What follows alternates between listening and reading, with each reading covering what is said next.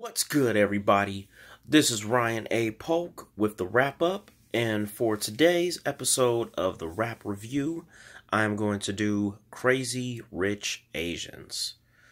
Now, this movie I feel like was kind of like a Meet the Parents type of thing, but with just like the opposite, because in this movie, the guy, it's a couple. And the guy, he's taken his girlfriend to meet her mom. Well, to meet his mom. I'm sorry, to meet his mom. And, the mom was, a certified douchebag in this movie. Because the mom was kind of like Robert De Niro. The guy was like Pam, and the girl was like Ben Stiller, because she was the one who was meeting his family.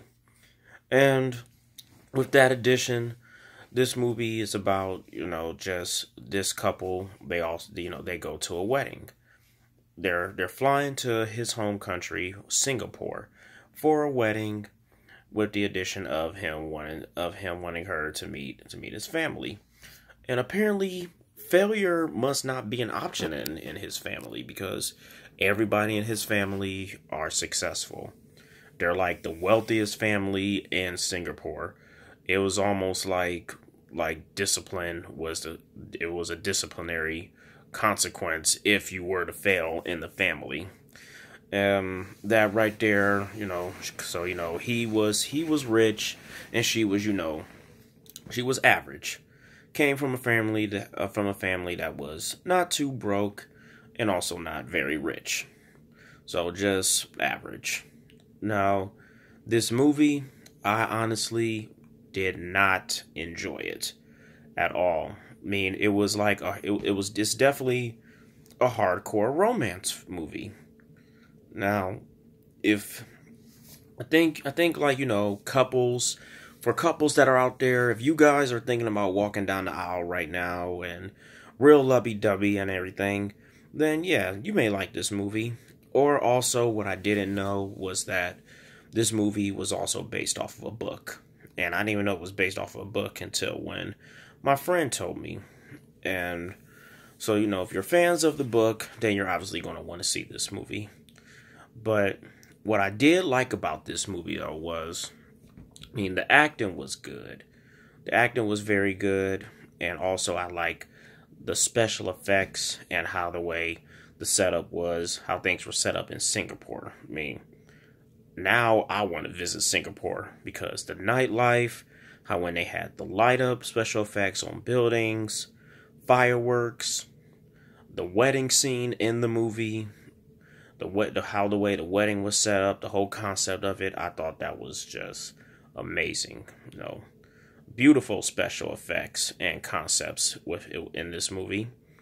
And I don't want to spoil nothing, but the movie does carry a twist. It does have a twist in it, and towards the girlfriend and everything, there is a little bit of distractions that interfere, and as far as for just jealousy and hatred.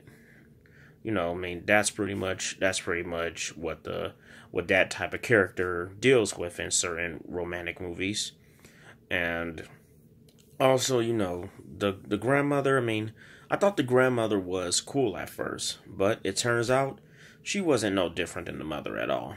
And so, she got a little certification in douchebag for that too. And it was pretty typical in a way. He brings home a girl. Mom doesn't like her from the second that she walks in, and it's just like whatever girl he brings home, according to his mom, no girl is good for him. No woman is good for her son at all. And that's where it was almost like, kind of like almost like a Meet the Parents thing again. But the movie, though, if I was to, when it comes to grading it, I give it a D plus. I mean, this movie, I recommend that you should wait until the red box, because believe me, you're not gonna regret it when you do. When you do spend red box money to go see this movie, versus not paying your hard-earned money to spend money on a ticket to go see it. And also with the grading out of 5 stars, I give it 2, because like I said, I was amazed with how the way the special effects was when it came to, the nighttime, and how the way the wedding scene was set up. That's what makes me give it 2 out of 5 stars. But until then, this is Ryan A. Polk with the wrap up and signing off.